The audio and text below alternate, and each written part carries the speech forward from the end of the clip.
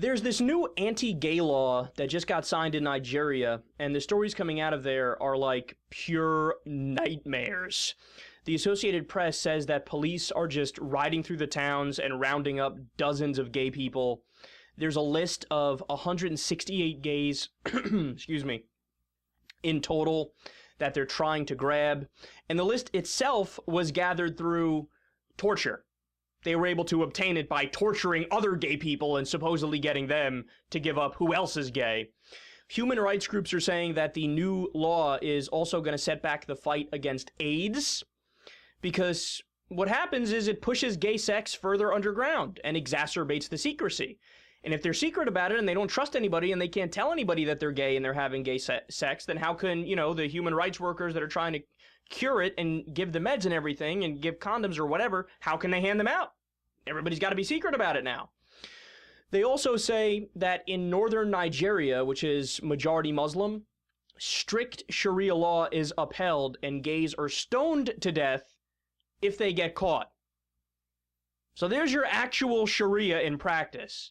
People are caught having gay sex, lesbian sex, stone them, kill them. Don't even think twice about it. It's incredible to me that people think that this is morality. That's morality. I cannot imagine anything more immoral than killing somebody because of what they do with their pee-pee. I'm not kidding. I mean, this is so out there. So what we're dealing with here is just, a flat-out barbaric, Neanderthalic, primitive kind of mindset, which is why radio host Janet Mefford, the Catholic Family and Human Rights Institute, the Liberty Council's Matt Barber, and of course Pat Robertson are supporting the new law. So really realize what's going on here.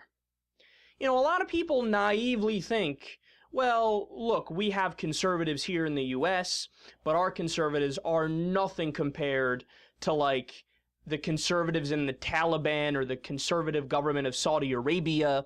They want to cover women up from head to toe, and they're not allowed to drive, and you got to have strict Sharia in place and all this stuff. But, look at the actual effects of our extremists. They help, people don't know this, the ACLJ, which is Pat Robertson's goofy legal group, run by a guy named Jay Sekulow, who was also an advisor to Mitt Romney during his 2012 presidential run. Okay, they have been pushing in Uganda, in Nigeria, in all of these different African countries and Middle Eastern countries.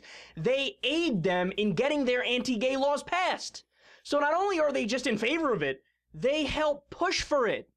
There were a lot of American groups, far right-wing conservative Christian groups, that were helping with Russia's anti-gay law, which bans basically anybody even saying they're in favor of gay marriage or in favor of gay rights. We couldn't do this radio show. We couldn't do Secular Talk Radio in Russia because they would drag me away and say I'm doing homosexual propaganda and I'm trying to convince kids to suck dick in a back alley. So you have to throw me in jail, lock me up, and throw away the key because I'm spreading these bad ideas. No, seriously, this is the type of madness that we're dealing with.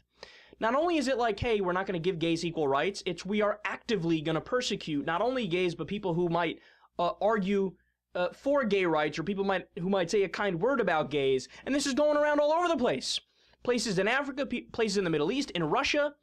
This is absolute lunacy, and this shows us yet again that there's not a genuine debate. There's not a genuine, exchange of ideas here in the U.S. between progressives and far-right conservatives. Because the far-right conservatives, they are the American Taliban.